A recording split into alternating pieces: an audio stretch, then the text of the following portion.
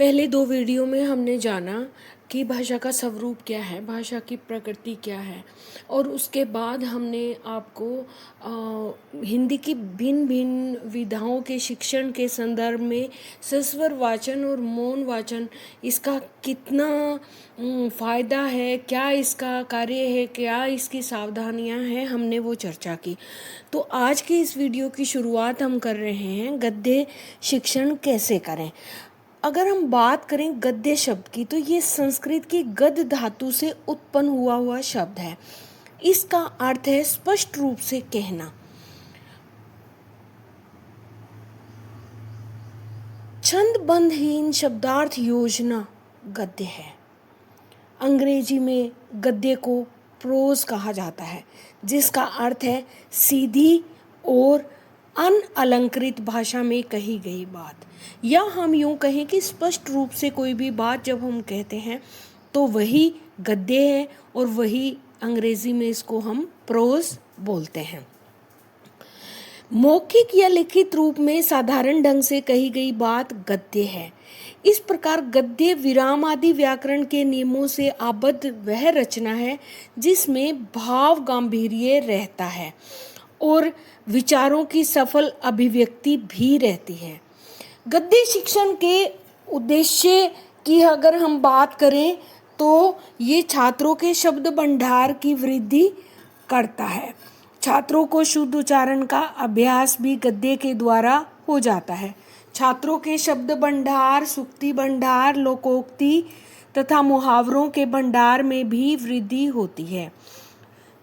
गद्य पढ़ने से छात्रों की स्मरण शक्ति का विकास भी होता है। आपने देखा भी होगा कि कई बार हम जो न्यूज़पेपर में पढ़ते हैं या हम कोई भी बात कहीं भी लिखी हुई पढ़ते हैं तो अक्सर वो बातें याद रह जाते हैं।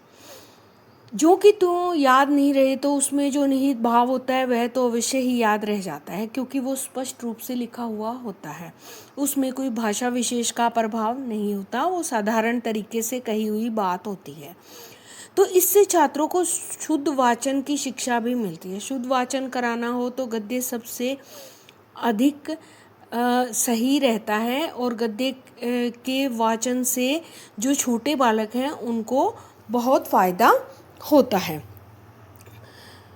क्योंकि कविता को अगर हम वाचन कराएं तो उसमें बहुत सारे कठिन शब्द भी रहते हैं, उसमें आरोह अवरोह भी देखना पड़ता है, उसमें जो सुर ताल होता है उसको भी ध्यान में रखना होता है बोलते वक्त।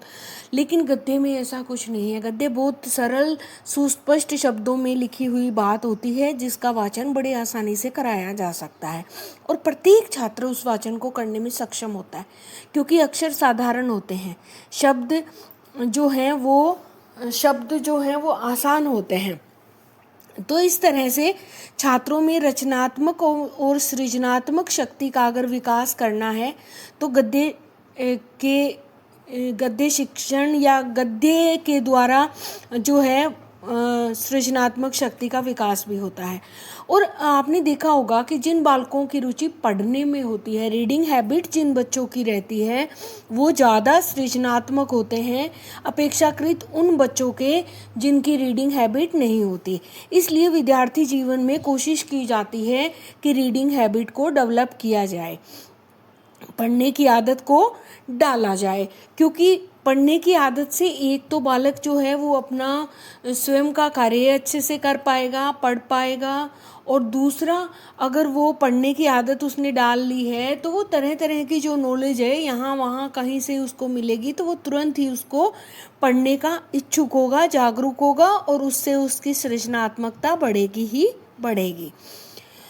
छात्रों की मानसिक, बौद्धिक और तार्किक शक्तियों का विकास करना भी गद्य शिक्षण के उद्देश्य में निहित रहता है। अब इन उद्देश्यों की तो हमने बात कर ली, अब बात आती है कि गद्य शिक्षण को कैसे किया जाए। गद्य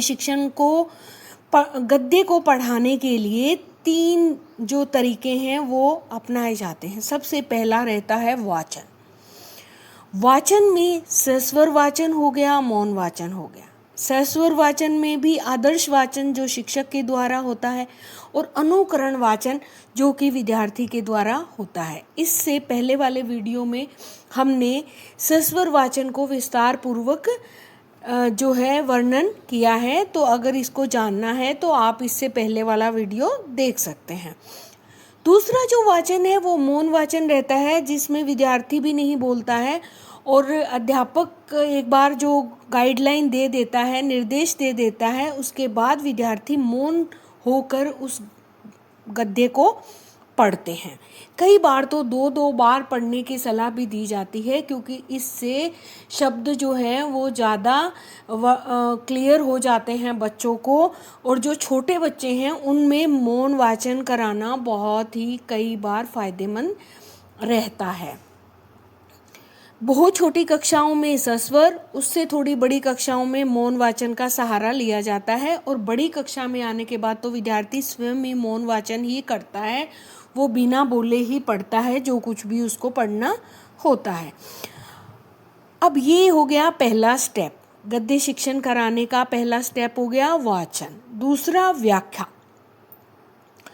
व्याख्या में एक तो उन कठिन शब्दों की व्याख्या की जाएगी जो गद्य में है, किसी कारणवश ज़्यादा साधारण शब्द नहीं है और कुछ कठिन शब्द हैं, तो उन शब्दों की व्याख्या अध्यापक करेगा, बालकों को बताएगा।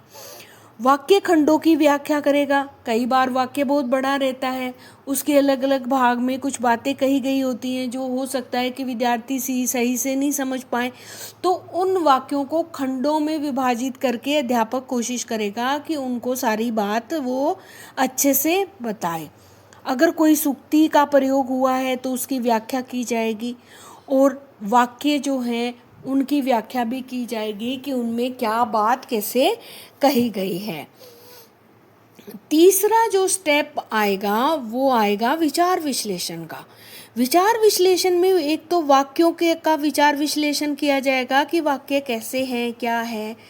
अंतर कथाओं का स्पष्टीकरण किया जाएगा, कुछ बातें उसमें निहित होती हैं। कई बार हम कुछ गद्य पढ़ते हैं, उसमें कोई जो है पहले का संदर्भ उसमें डिस्कस किया हुआ होता है, तो उसकी व्याख्या की जाएगी। रचना के विशेष जो विचार हैं उनकी व्याख्या की जाएगी। उस रचना में गद्य जो लेखक है वो क्या कहना चाहता है वो बातें बताई जाएगी। अब सवाल उठता है कि व्याख्या को कैसे किया जाए।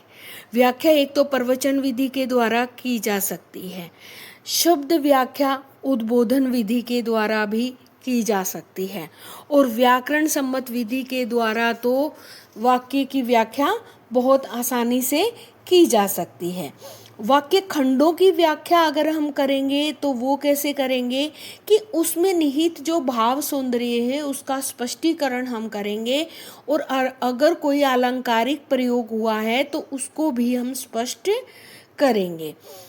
फिर बात आती है सूक्तियों की व्याख्या की। तो सूक्तियों की व्याख्या हम रचना के काल द्वारा करेंगे, और रचनाकार किस परिस्थिति में था कि उसने ये सब लिखा, हम उसका भी वर्णन करेंगे, उसकी भी व्याख्या करेंगे।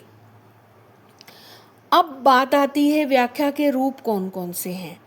तो व्याख्या सबसे पहले गहन अध्ययन के ऊपर निर्भर करती है। अध्यापक भी जब किसी भी गद्यांश की व्याख्या करता है तो उसे भी अध्ययन करना पड़ता है कि लेखक ने किस संदर्भ में क्या लिखा है। जब गहन अध्ययन की हम बात करते हैं तो पाठ्य पुस्तक के ऐसे अध्ययन से हमारा अभिप्राय है जिसमें विषय वस्तु का विस्तृत और सूक्ष्म अध्ययन किया जा सके।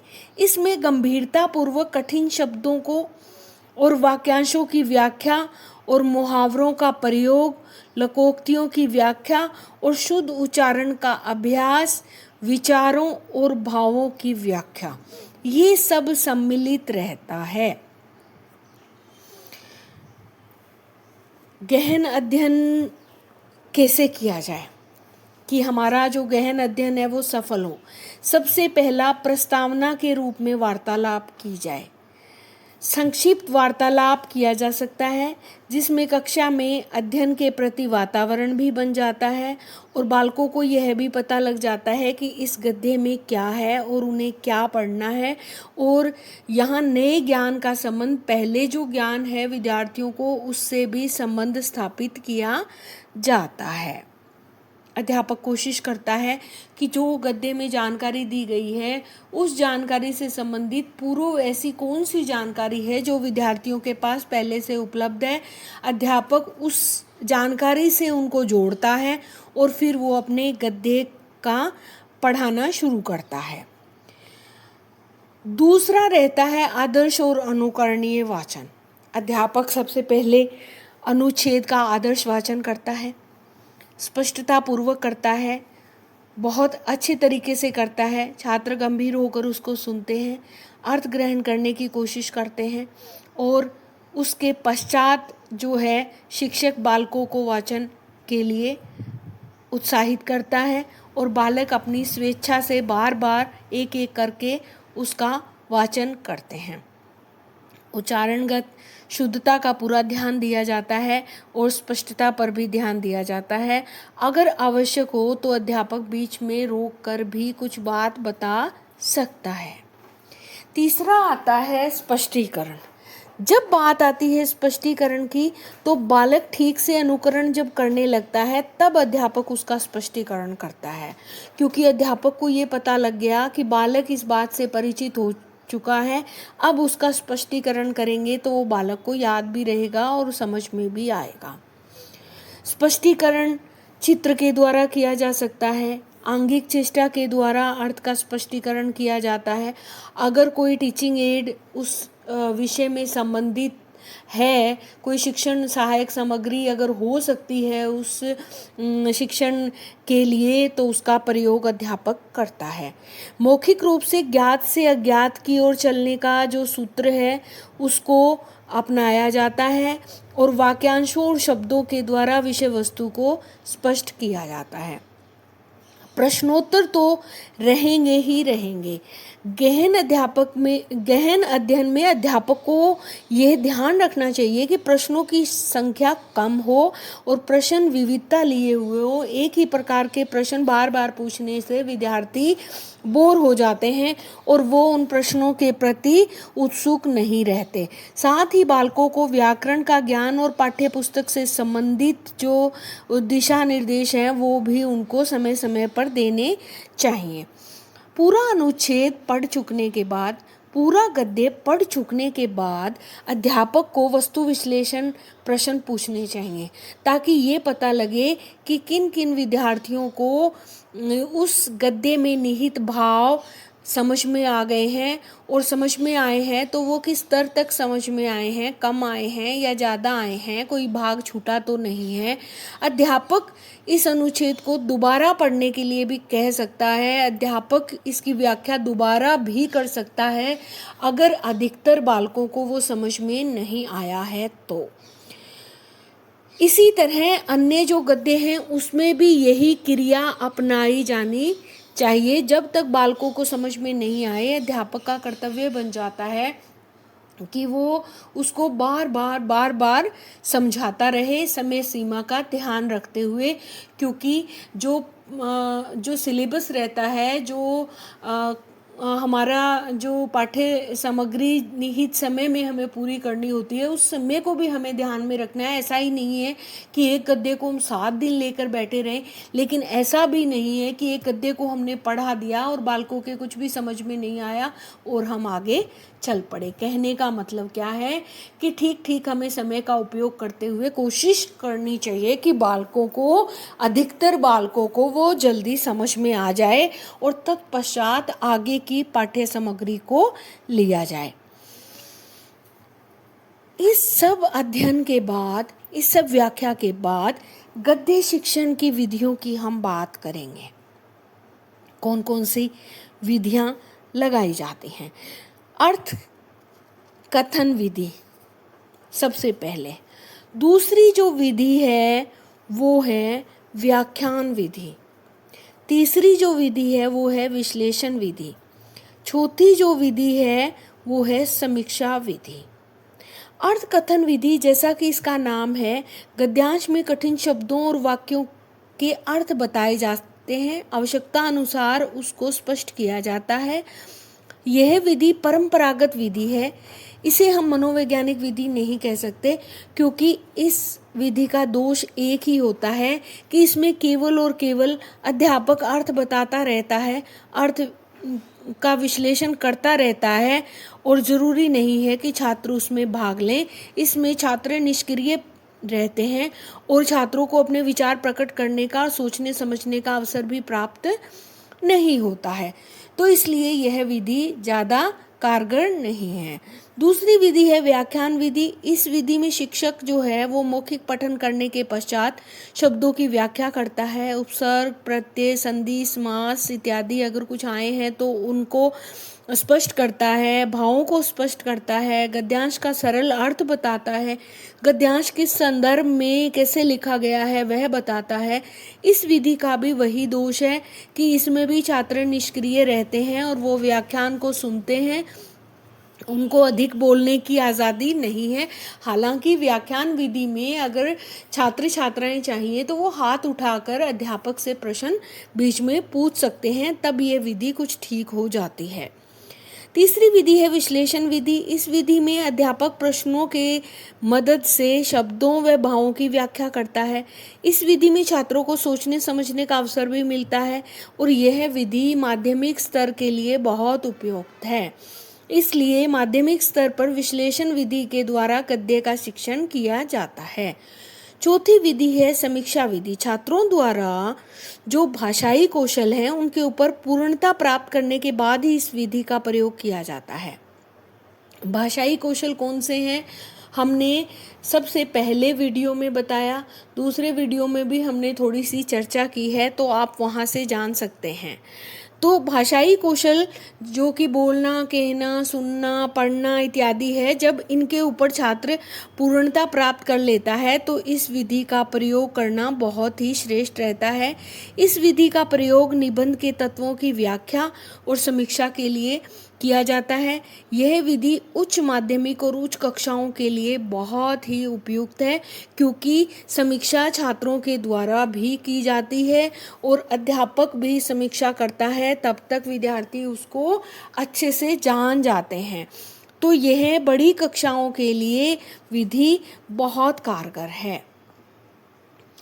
अब सबसे पहले गद्य शिक्षण करते वक्त क्या करेंगे, उद्देश्य में जो व्यवहार परिवर्तन है उनको ध्यान में रखेंगे, सहायक सामग्री को एकत्रित करेंगे, पूर्व ज्ञान की परीक्षा लेंगे, पाठ को प्रस्तावित करेंगे, अपना उद्देश्य कहेंगे और फिर प्रस्तुतिकरण होगा।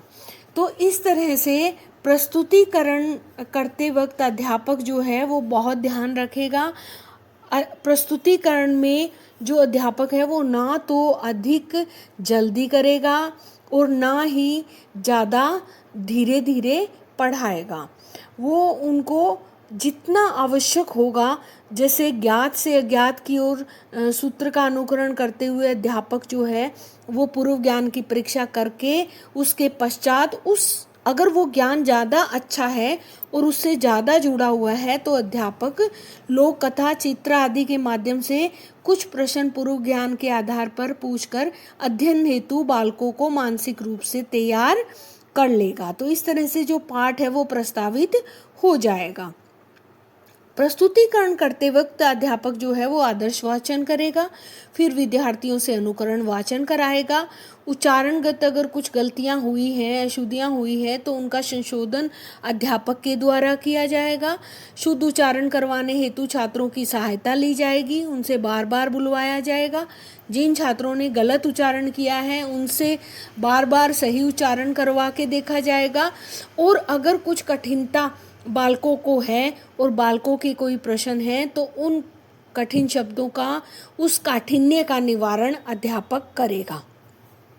उसके बाद आएंगे बोध प्रश्न। गद्यांश को छात्रों ने किस सीमा तक ग्रहण किया है इसका पता बोध प्रश्नों से ही लगेगा। ये प्रश्न क्रमबद्ध तरीके से पूछने चाहिए। प्रश्न ज़्यादा नहीं होने चाहिए, एक ही प्रश्न बार बार नहीं पूछना चाहिए। प्रश्न संक्षिप्त और सरल होने चाहिए। गद्यांश में आए कठिन भावों को स्पष्ट करने के लिए विचार विश्लेषणात्मक प्रश्न पूछने चाहिए। अध्यापक को चाहिए कि वो छात्रों की सहायता करते हुए अगर कोई प्रश्न छात्रों को नहीं आया है तो उन प्रश्नों का समाधान भी वो बताए, उनके उत्तर भी वो बताए। तत्पश्चात मौन वाचन करने के लिए छात्रों को वो गद्यांश दे दिया जाता है और इस समय में शिक्षक कक्षा में घूमते हुए छात्रों पर दृष्टि रखता है कि कौन कौन छात्र उस मौन वाचन को कर रहे हैं। तत्पश्चात पुनरावृत्ति प्रश्न पूछे जाते हैं। ये जो प्रश्न है वो भी कभी कभी कक्षा में लिखित कार्य करवाते समय इस सोपान में निबंधात्मक प्रश्न भी पूछे जा सकते हैं और इस पुनरावृत्ति प्रश्नों के माध्यम से बालकों ने कितना ग्रहण किया है उस ज्ञान को, उस गद्यांश को, इसकी भी जांच हो जाती है। और ये सब पुनरावृत्ति प्रश्न के बाद गृह कार्य दे दिया जाता है। गृह कार्य देने का मुख्य उद्देश्य छात्रों के ज्ञान को परिपुष्ट करना है ताकि वो ज्ञान उनको अच्छे से हमेशा के लिए याद हो जाए और वो उस ज्ञान को उपयोग करना अपने दैनिक जीवन में सीख जाएं। क्योंकि आज एप्लीकेबिलिटी का ज़माना है। आज अगर हम कोई भी ज्ञान लेते हैं तो अगर उसकी कोई उपयोगिता नहीं है तो वो व्यर्थ है। तो गद्य शिक्षा साहित्य का महत्वपूर्ण अंग है और गद्य में तथ्यों विचारों को भाषा के माध्यम से ज्यों का त्यों प्रस्तुत किया जाता है। इस तरह से हमने गद्य को कैसे पढ़ाया जाए, गद्य को पढ़ाते वक्त क्या सावधानियां रखी जाएं, हमने आज इस वीडियो के माध्यम से जाना। गद्य की प्रमुख विधाएं कौन कौन सी हैं और उन प्रमुख विधाओं को कैसे हम क्या जानेंगे, हम इसी में ही स्पष्ट कर देते हैं। गद्य की प्रमुख विधाओं में निबंध आता है। निबंध की अगर हम बात करें तो बहुत तरह के निबंध होते हैं। विचारात्मक निबंध जो बुद्धि प्रधान रचना होती है, इसमें तर्क का विशेष सहारा लिया जाता है। दूसरे नंबर पर आते हैं वर्णनात्मक निबंध। वर्णनात्मक निबंध जो है वो किसी भी देखी हुई वस्तु, स्थान या घटना का वर्णन होता है। अब जैसे उदाहरण लें तो जैसे उदयपुर की झील का सजीव वर्णन, तो कोई वहाँ गया होगा, उसने वहाँ देखा होगा और उसका वर्णन वो बड़ी आसानी से कर सकता है। तो इस तरह से कोई उद्यान में गए तो उद्यान का चित्र भी छात्र छात्राओं के आगे आंखों के आगे खिंच जाता है। तो दूसरे नंबर पर आते हैं वर्णनात्मक निबंध। तीसरे नंबर पर आते हैं भावात्मक निबंध। भाव जो है वो हृदय से संबंधित रहता है और हिंदी भाषा में तो भावों का बहुत ही महत्व है। इसलिए भावात्मक जो निबंध हैं उनमें भाव की प्रधानता होती है। जैसे भगत सिंह के निबंध में भगत सिंह पर निबंध भावात्मक निबंध की श्रेणी में आता है। कोई भी आप ले लीजिए तो जिसमें व्यक्ति विशेष से संबंधित कोई निबंध है तो भावों की उसमें प्रधानता रहती ही रहती है। तीसरे नंबर पर आता है विवरणात्मक निबंध। किसी भी व्यक्ति, वस्तु आदि के विषय में जानकारी प्राप्त करके संपूर्ण विवरण जब हम देते हैं तब वो विवरणात्मक निबंध होता है। जैसे कनाडा का विवरण निबंध लिखिए कनाडा पर। भारत में पर्यटन पर निबंध लिखिए। भारत के त्योहारों पर निबंध लिखिए। तो वो पूरा विवरण उसमें रहेगा कि कौन से त्योहार हैं, क्या किया जाता है, क्या नहीं किया जाता है। वो लिखने वाले पर निर्भर करेगा कि वो अपने विवरण में कौन कौन सी चीज़ों को कितना महत्व देता है।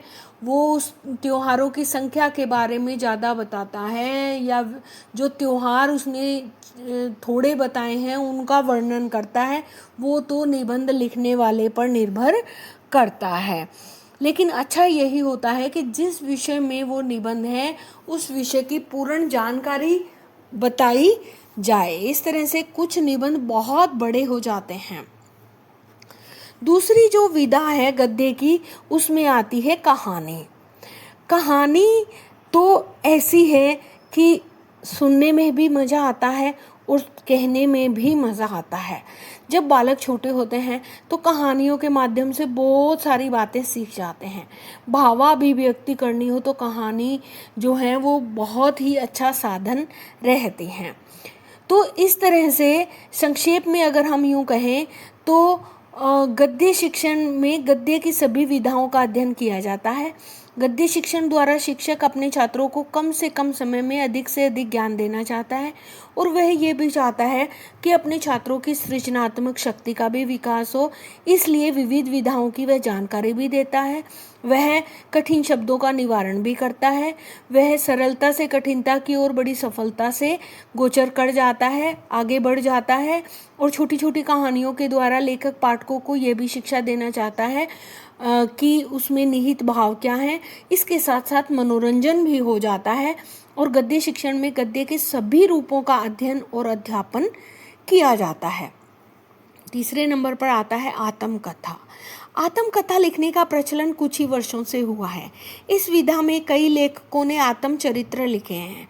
अगर कोई व्यक्ति अपने बारे में लिखता है और वो ईमानदारी से लिखता है तो वो अपने बारे में पूरा अच्छे से जो है वो बता सकता है। इसलिए आत्मकथाओं का अपना ही एक विशेष स्थान है। किसी भी व्यक्ति विशेष को अगर पूर्ण रूप से जानना हो और अगर उसकी आत्मकथा बड़ी ईमानदारी से स्वयं के बारे में लिखी हुई हो तो हम बहुत सारी बातों को उनके बारे में जान जाते हैं। नंबर 4 पर आता है संस्मरण।